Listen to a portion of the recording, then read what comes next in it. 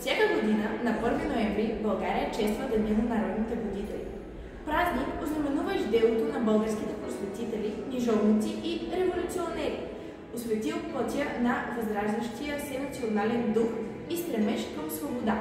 С любовта си към родината и стремежа си да запази националната идентичност и култура.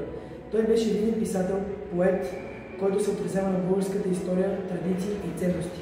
Като будител, той използва своето изкуство, за да образува хората на тяхната култура и да ги насърчава да запазят своите уникални обичаи и език. Освен това, активната... Любен Каравелов става будител заради дълбокото си желание да подпомогне националното създаване и освобождение на българският народ. След като вижда тежкото положение на българите под османска власт, той се вдъхновява да работи за пробуждането на народното самосъзнание.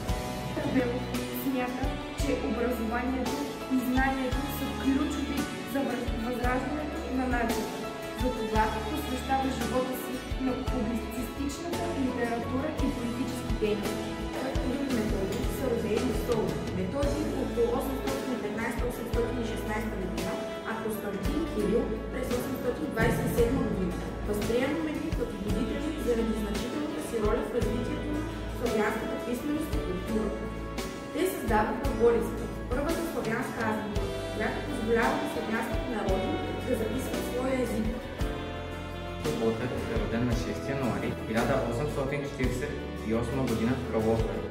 Известен е като български революционер, поет и публицист. Той е един от най-значимите български будители. Неговата будителска дейност се проявява както чрез словото му, така и чрез активната му революционна борба за освобождение. Христо Ботев е вдъхновител, символ на българския дух.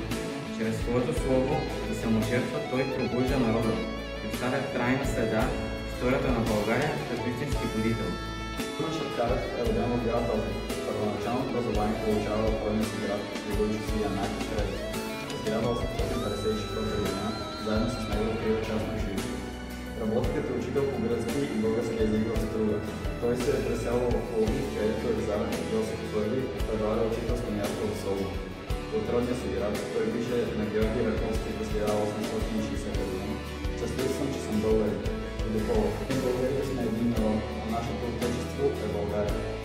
Днешните будители са хора, които вдъхновяват обществото с отдаденост към образование, култура и активна гражданска справедливост.